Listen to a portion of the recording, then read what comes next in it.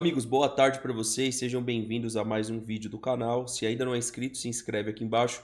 Para você que já é inscrito, obrigado novamente por assistir. Se hoje, circunstancialmente, tiver algum eco aqui, é porque normalmente a gente usa um tapete aqui para abater o eco e realmente, quando tira o tapete, aumenta bastante o eco das gravações. Primeiro, pedir para você que está chegando no vídeo deixar o like, se inscrever no canal e ativar o sininho. Tem, entre aspas, um bait no título. Eu normalmente aviso quando tem, porque é ridículo, né? Então a gente faz um bait para chamar a atenção e falar sério sobre o assunto.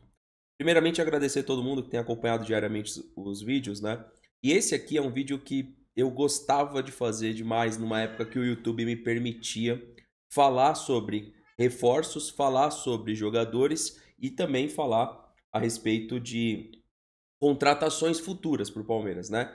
Eu acho que eu tenho um conteúdo aqui bem popular, eu queria muito saber a opinião de vocês, que a gente já tratou na Roxinha, que essa galera que está aqui do lado já viu eu falar sobre, mas eu não tinha trazido para o YouTube.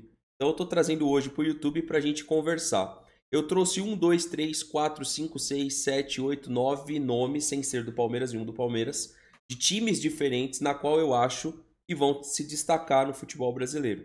E Fernando, por que o vídeo? A gente vê lá na frente se realmente a gente entende de alguma coisa aqui que a gente faz ou não. E aí vocês podem me cobrar se o campeonato for um fiasco de todos esses, porque pode acontecer, né? Quem está na tomada de decisão é o atleta e não sou eu. Mas eu queria falar em específico e com carinho sobre o primeiro jogador aqui, tá? O Igor Serrote, para mim, é uma espécie de Felipe Melo da lateral. E é justamente na lateral direita que a gente aborda que a gente precisa de reforço. Esse moleque, pra mim, cara, é um jogador a se observar pela forma como ele atua. Sabe jogar com a bola no pé, sabe até fazer um zagueiro e um volante também. E é de uma agressividade fora do normal, né? Existem vídeos dele aí rolando nas redes sociais, dele ser um jogador que até às vezes passa do ponto. Então por isso que eu tô fazendo uma comparação ao Felipe Melo. E ele se orgulha disso. Então esse moleque é pra gente observar de perto, tá? Lembrando que uma coisa que eu tava vendo aqui na hora de levantar os nomes, porque não são jogadores todos jovens, igual o Igor Serrote tem 20 anos, é que são bem agenciados já. Ou seja, então o que eu olhei aqui, eu acredito que a gente vai acertar 60 a 70% desses nomes aqui que farão um grande campeonato brasileiro, tá? A gente fala dessa lateral direita, eu quero passar pro Agustin Giai, que é o único nome do Palmeiras que eu separei, porque eu queria falar do Alan, tá? Que tá aqui também, ó. Beleza? São dois nomes, mas eu quero ir primeiro pro Agustin Giai. Esses dias, aqui na live, o Torres me mandou um vídeo do Giai, ainda pela seleção de base argentina, e a gente foi analisar lances do Giai lá pelo San Lourenço, né? Então, ainda enquanto ele estava no São Lourenço, ele era um jogador que até arriscava dribles. A gente, infelizmente, não pode mostrar lances aqui no YouTube, mas a gente faz isso diariamente na Roxinha. E eu acho que a questão do Giai é confiança, na minha opinião. Tem muita gente que fala que ele não serve para lateral, que ele não presta. E aí eu abro uma situação aqui de... Se o Palmeiras fosse ao mercado trazer um lateral, precisa ser o Igor Serrote, eu estou citando esse porque é uma jovem promessa. Eu acho que o Giai sendo testado como uma espécie de um Marcinho Guerreiro, a gente até brincou nisso numa transmissão, eu acho que ele pode funcionar. Testá-lo como um camisa 5. Só que, quando você vai ver os lances do Giai pelo São Lourenço, ele tentava drible, ele driblava. Ou seja, ele atacava a profundidade, ele conseguia chegar no terço final. E muita gente fala que hoje tem um jogador ali que acaba, entre aspas, atrapalhando, que é o Estevão. Quando se faz a análise do Estevão com a bola no pé, se olha muito o jogador sem a bola no pé. E sem a bola no pé, talvez, o Giai não é um jogador interessante. Agora, se vocês pegarem lá o vídeo que tem aqui no YouTube, o porquê que o Palmeiras contratou o Giai, é aquele vídeo. Será que o cara desaprendeu fazer tudo aquilo que ele fazia antes da gente contratar? Será que de fato ele não consegue fazer aquilo mais? Enfim, pra quem tá reclamando da voz, fecha a live e abre de novo que a voz melhora. Não é o problema na live, é o problema no seu celular. Então, rapaziada, só pedir pra quem tá chegando deixar o seu like. Eu acho que o Giai ainda pode ser um destaque na temporada, principalmente no futebol brasileiro, campeonato brasileiro. Tem caminho pra isso. O que falta é confiança. Eu não sei se essa confiança é só do jogador ou se é também do treinador para o jogador para não queimar etapas. Eu ainda acho que ele pode sim atingir uma performance melhor, olhando os laterais do futebol brasileiro. Sei que hoje ele está deixando a desejar, mas acho que ele pode dar essa volta por cima. O Breno Bidon do Corinthians, eu não tenho dúvida que vai ser um destaque do Campeonato Brasileiro, porque o Corinthians ele tem muitos dos holofotes voltados à experiência. Então tem o Carrillo, tem o Memphis, tem alguns jogadores experientes no time do Corinthians que podem facilitar o crescimento desse jogador que já vale 12 milhões de euros, tá? Então se a gente comparar o Breno Bidon ao Rian, aquele Ryan do Vasco lá que vale 14 ou 13 milhões de euros, aqui eu acho que até justifica. É um jogador que sabe jogar com a bola no pé, ele vai fazer 3 faixas no meio campo, ele pode fazer um volante, o segundo volante e um meia. Acho que é um jogador que vai também ter o seu destaque no Campeonato Brasileiro dessa temporada. O Lucas Arcanjo, goleiro do Vitória, é um goleiro que eu chamo a atenção, tá? 1,89 m, 26 anos. Acho também que o Vitória vai exigir muito dos seus goleiros. Se ele for o goleiro para toda a temporada, vai fazer milagre aí, né? Vai ter que fazer milagre com esse nome que ele tem aí, para tornar o Vitória um time de Série A. Acho que vai ser um destaque também o goleiro do Vitória, 26 anos, para a gente ficar de olho, tá? Esse aqui me chamou muito a atenção no jogo contra o Flamengo, que é o Johan Carboneiro, que jogou no Racing. 1,70 m, colombiano, 25 anos, nem é aquele jovem e também não é um jogador experiente. Acho que ele vai dar sempre uma dinâmica diferente. É possível a gente também ficar de olho no jogo contra o Inter. É um jogador capaz de movimentar diferente o ataque do Inter, tá? Então eu acredito que ele vai ser um destaque do Internacional logo, né? O Internacional tem outros destaques, tem outros nomes melhores do que ele, mas acho que vai ser um destaque. O Eric Pulga me chamou a atenção em um jogo do Bahia pela performance.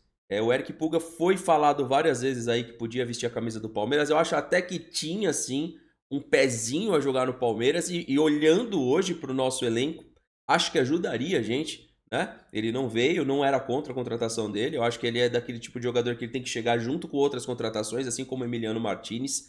Acho que vai ser um destaque de Série A se não tiver lesões e se jogar a temporada inteira pelo Bahia. É aquele típico jogador que o holofote não está em cima dele e que vai entregar mais. O Alan, eu coloquei aqui porque eu acho que a gente precisa cobrar o espaço dele dentro de campo. A partir do momento que você acha o espaço do Emiliano, você acha o espaço até do Jai agora, você tem espaço para o Alan jogar.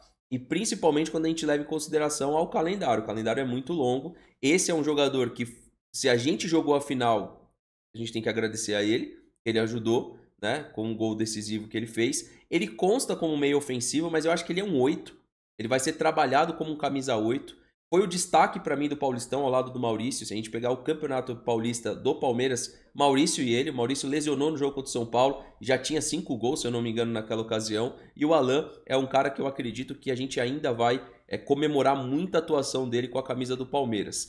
Se fala muito, né, em contratações aqui do Palmeiras, como por exemplo, se a gente levar em consideração ao Facundo Torres, mas é questão de tempo para o Facundo Torres perder o seu espaço na seleção do Uruguai. Eu acredito que o Joaquim Lavega, que foi contratado pelo Fluminense, acho que é mais jogador que o Facundo Torres, tá? É um jogador que custou muito menos, veio do River do Uruguai, do que o Facundo custou do Orlando City. E sinceramente, isso a gente aprende algumas lições. Onde a gente vai buscar o jogador? Lá dentro do cenário uruguaio, a gente vai pagar menos. E a gente vai pagar muito mais que o jogador nos Estados Unidos. Lá nos Estados Unidos ainda tinha opções de ponta. O Palmeiras escolheu o Facundo Torres. Eu acho que até um jogador que, na medida do possível, vai conseguir se encaixar no sistema do Abel, tá?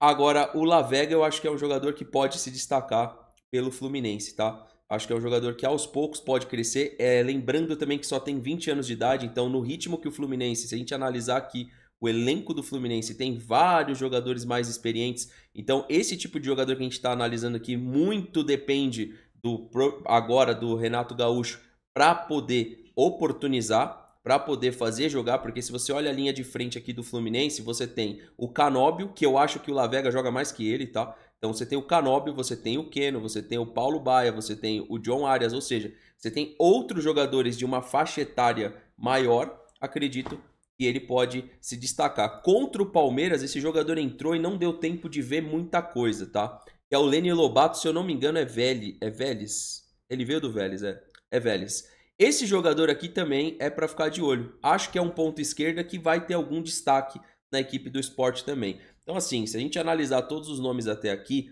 boa parte deles são jovens promessas. E eu volto a dizer, precisa achar o espaço desses jogadores para se destacar. Igual lá no Sport você tem o Barleta. Eu acho que esse jogador ele consta como um ponta esquerda, mas ele vai ser mais um meia. Ele vai ser um jogador mais testado como um meia do que propriamente um jogador para a gente falar dele como um ponta esquerda de fato, tá? Então aqui ele é ponta direita, ponta esquerda, mas me tem ali muita característica de meia nele, no jogo dele, tá? Então esse Lenny Lobato, acredito que vai subir muito o valor de mercado dele.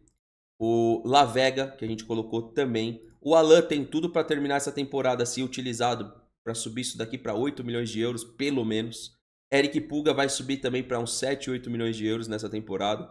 Carboneiro tem uma condição de dar uma valorizadinha, mas não muito. O Lucas Arcanjo, acho que não é questão de valorização, mas de um encaixe em outro time no final da temporada. Breno Bidon, acho que pode ser feita uma venda acima do valor de mercado que ele tem hoje. E esse aqui vai valorizar absurdamente. Esse aqui tem condição aí de repente terminar essa temporada também com uma valorização de 5 a 8 milhões de euros, desde que seja utilizado. Esses jogadores eles têm em comum, tá?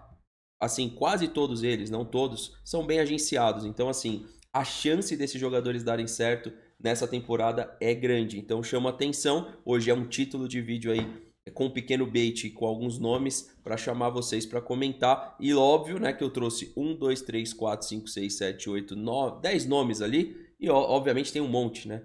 Tem um monte de nomes aí que eu não citei e que provavelmente vocês vão deixar aqui nos comentários, tá? Agora, chamo atenção para esse jogador em específico, porque é um lateral direito, 20 anos, e caso tenha uma valorização, quem sabe o Palmeiras não consegue trazer para cá. Vale a pena olhar, tá? Eu acho que é um jogador de muita personalidade, tem perfil para ser um cara de liderança futuro, então eu olharia com carinho o Igor Serrote, tá? Vamos lá. A Cássia soltou um vídeo que é principalmente aqui o nosso tema, né? Tirar pontos do Palmeiras, pessoal, veja só.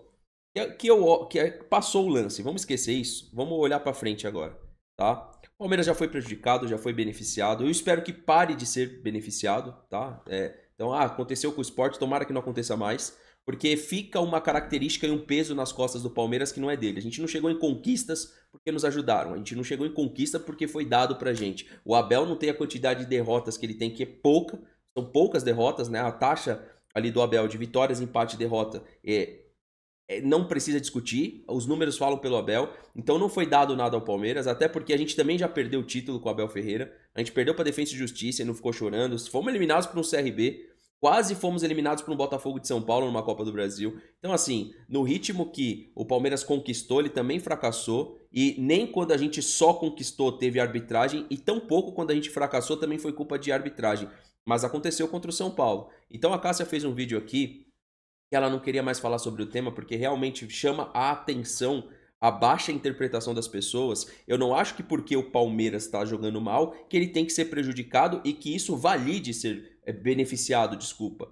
ou prejudicado, tá? E porque assim, teve torcedor que eu acho justo, tá tudo certo, eu acho que foi mais prejudicado o jogo do Sport do que beneficiado. Tudo bem, isso daí é uma questão de reflexão individual e opinião, né? Eu tenho uma, você vai ter outra, normal, cara, a vida vai seguir, não tem problema. Agora, eu não sou do time que valida que porque o Palmeiras está jogando mal, ele pode ser prejudicado, ou eu comemore que ele seja prejudicado em detrimento que ele está jogando mal. Então, em nenhum vídeo existe isso. Eu acho que a gente precisa focar em jogar melhor e a gente precisa começar a criar alternativas para não ficar na mão de bola parada, porque o pênalti é uma bola parada, não ficar na mão de jogada de escanteio, não ficar na mão do Gustavo Gomes participar do ataque, entende? Mas eu não acho que valida as más atuações do Palmeiras a gente amassar o Abel ou o Palmeiras. Já falei isso desde o começo da temporada, não tô aqui para ficar repetindo isso, mas eu acho que a gente tem que olhar e cobrar mais resultado. Hoje, por exemplo, ele falou do que promete o Palmeiras no Mundial de Clubes, eu acho que ele foi sincero. É jogo a jogo, eu acho que a gente tem capacidade para evoluir até lá,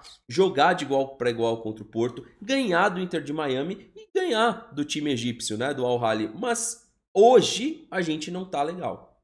Hoje a gente não tá legal. Isso não quer dizer que vai ser o retrato para toda temporada. Isso a gente fala desde o começo do ano. Eu acho que quem pode mudar isso é o Abel.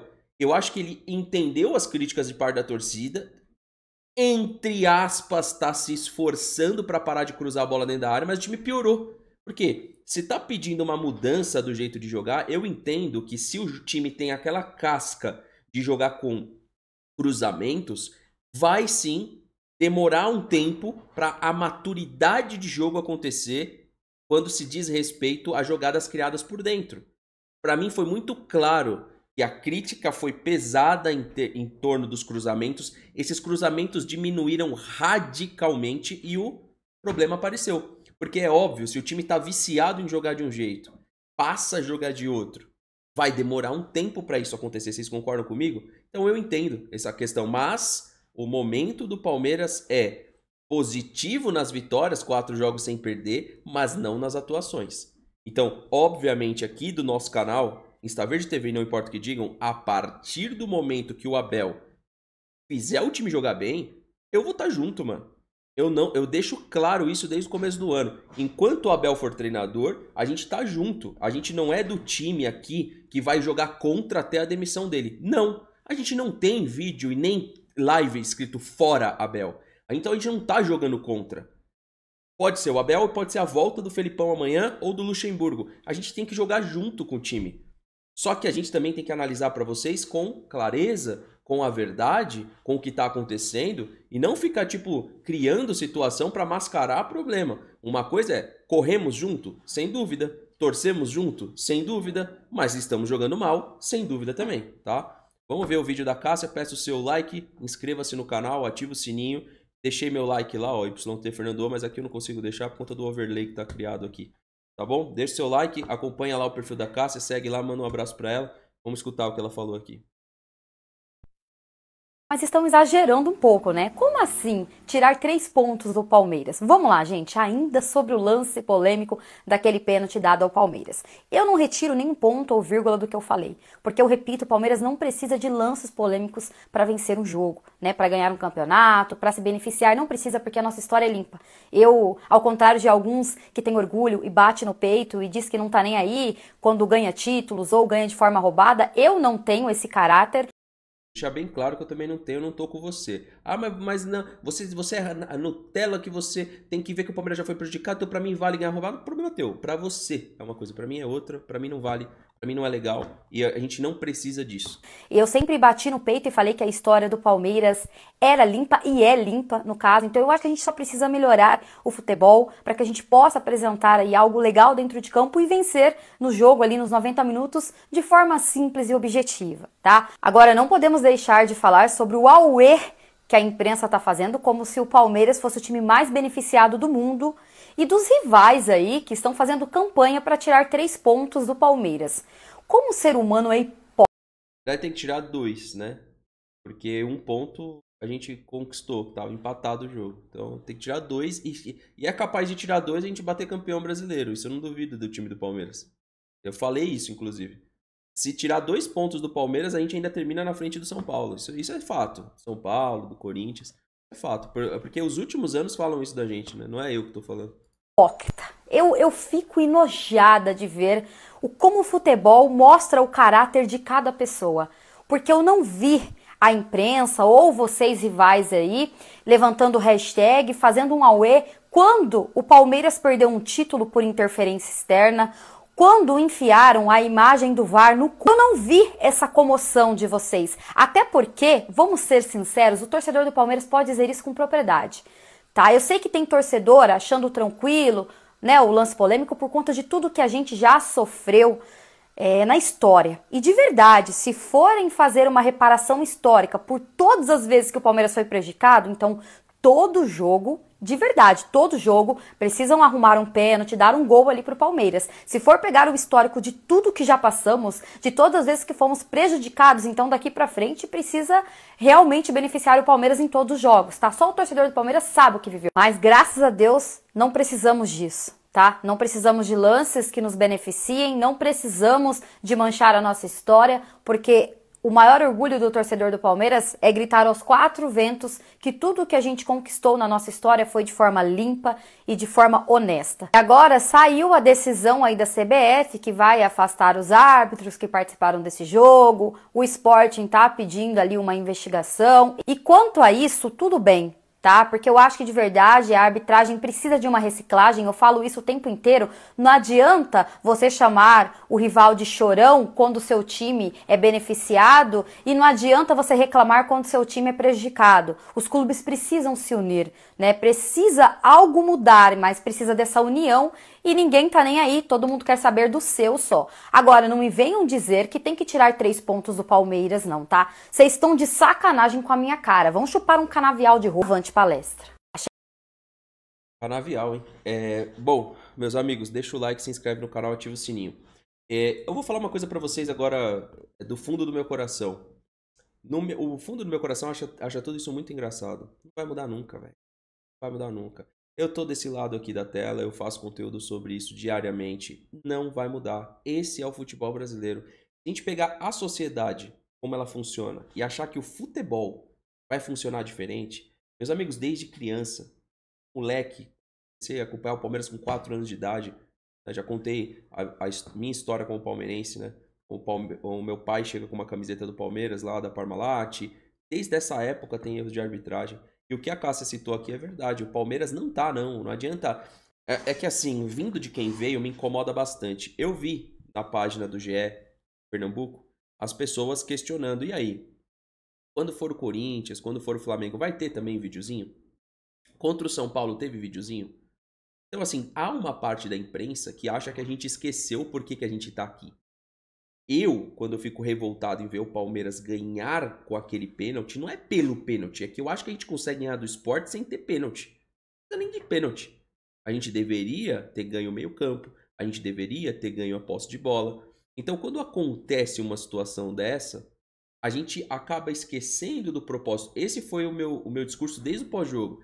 O pênalti ficou confortável porque o time não tá jogando nada e agora vai só se falar do pênalti. Você vê, hoje ainda se fala do pênalti, não é só eu. Pessoas estão falando, os torcedores estão falando.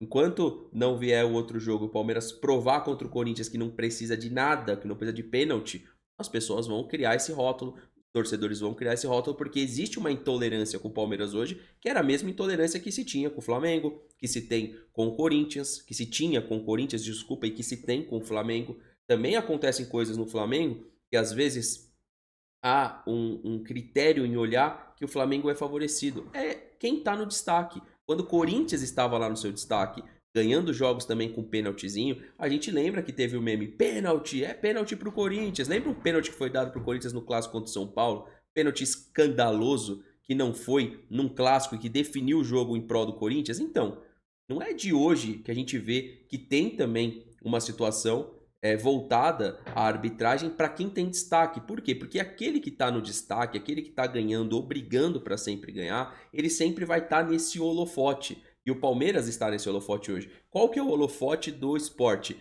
Vindo da Série B. Vindo da Série B para sobreviver na Série A. Qual que é o holofote do Palmeiras? Quem buscou o Botafogo no ano passado. Ninguém além do Palmeiras buscou o Botafogo no ano passado. O Palmeiras foi o time que chegou mais perto de tirar o título do Botafogo. O Palmeiras foi o time que tirou o título do Botafogo na temporada 23. Então esse é o recorte que se tem no Palmeiras hoje. E principalmente agora olhando para o que interessa a gente, as atuações estão deixando a desejar. Por isso que potencializa. Pensa se esse pênalti fosse o segundo gol, o terceiro gol do Palmeiras e não fosse o gol da vitória, não fosse o gol do desempate. Acho que a gente estaria falando menos, né? O Palmeiras já foi um time que criou muito mais. Então, o desafio do Abel Ferreira hoje é fazer o time retomar atuações de um passado recente. Porque tudo bem que já são 2 anos, mas é um passado recente. Um passado distante é o passado do Corinthians, lá do Tite. É o passado do Palmeiras, lá, que brigou para não cair. Esse é um passado distante. É o passado do São Paulo vitorioso, é um passado distante. O passado do Palmeiras de boas atuações é um passado recente ainda. Dá para retomar isso. Dá para fazer esse time jogar mais futebol. Não pode ter o Facundo Torres como titular absoluto. Esse é o típico jogador que precisa sentar um pouquinho no banco de reservas para entrar com mais gana, para entrar com mais vontade, para entrar com mais decisão. Facundo Torres virou um titular por falta de peça e a gente fica escancarando isso. Agora, falta de peça mais ou menos. Você pode aplicar um 4-2-2-2 com o Alan, esse jogador tá aí no seu perfil. Acho que ele pode ser utilizado. Acho que ele pode ser em alguns momentos utilizado aqui, ó, como 8 ou até em alguns momentos aberto por uma das pontas. O Abel já abriu ele pela esquerda, o Abel já abriu ele pela direita. Ele decidiu um jogo por dentro. Então é possível que o Alan consiga complementar essa ausência, tá? E faltou eu falar do Rian Francisco, tá?